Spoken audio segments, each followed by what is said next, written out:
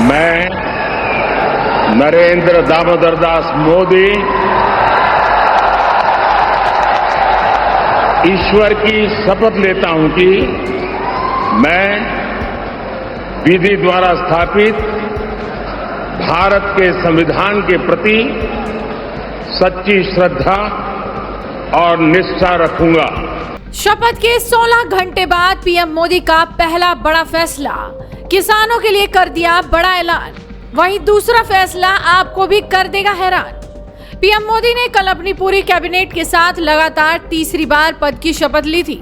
प्रधानमंत्री पद की शपथ के लगभग 16 घंटे बाद उन्होंने इस कार्यकाल की अपनी पहली फाइल पर हस्ताक्षर कर दिए हैं। ये फाइल पीएम किसान निधि सम्मान योजना से जुड़ी हुई है। पीएम मोदी ने पीएम किसान निधि सम्मान योजना की 17वीं किस्त से जुड़ी फाइल पर साइन कर दिए हैं। इसके तहत लगभग 20,000 करोड़ रुपए आवंटित किए जाएंगे, जिससे देश के 9.3 करोड़ किसानों को लाभ होगा। इस दौरान पीएम मोदी ने कहा कि हमारी सरकार किसान कल्याण के प्रति पूरी तरह से समर्पित है, इसीलिए वाजिब था कि पहली फाइल जिस पर साइन किया जाना है वो किसानों के कल्याण से जुड़ी हुई हो।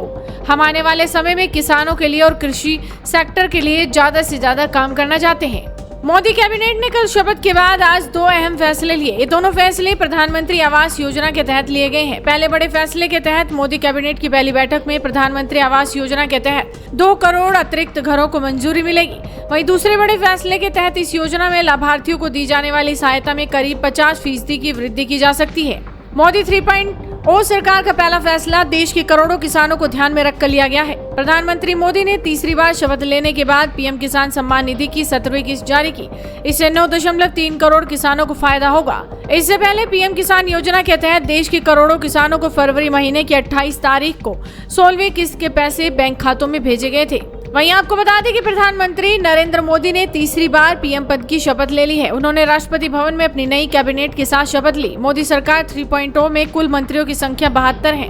इसमें 30 मंत्री कैबिनेट का हिस्सा होंगे। इनके अलावा 5 मंत्रियों को स्वतंत्र प्रभार दिया गया है।